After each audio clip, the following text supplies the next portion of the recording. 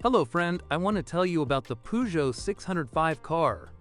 The Peugeot 605 didn't find a large audience. This is a shame, because although few have managed to experience this French limousine is unrivaled in its class for ride comfort. The car also has other advantages.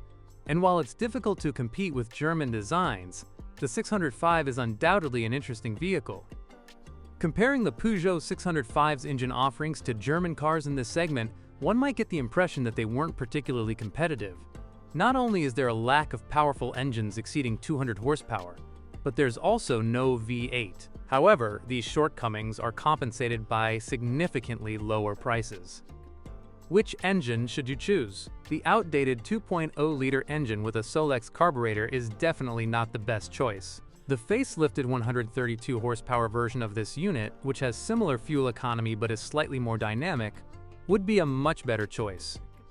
The 2.0 turbo versions don't impress with their performance, while the more powerful 3.0-volt 6s can consume up to 16 L/100 kilometers. Furthermore, these 6 engines often leak oil due to the short lifespan of the oil pan gasket. The ignition system can also be problematic, but fortunately most of the faults mainly affect pre-modernized models. Those who appreciate diesel should choose the top-of-the-line 2.5 DT diesel engine, which produces 129 horsepower.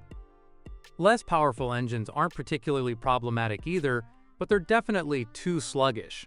The only real drawback is the engine mounts breaking out, and besides that, a Peugeot 605 with a diesel engine can easily cover 500,000 kilometers without a repair.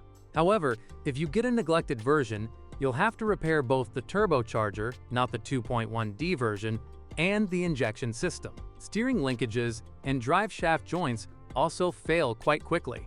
Owners complain about a faulty power steering pump, sticking locks, a faulty fuel pump, a non-functioning immobilizer, and faulty electric windows.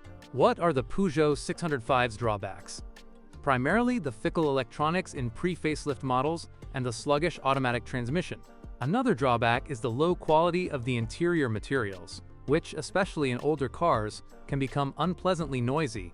The difficulty of reselling this model in the future may also discourage potential customers. Thanks for listening. Don't forget to subscribe and rate my video. If you know of any issues with this car that I haven't mentioned, be sure to share them in the comments.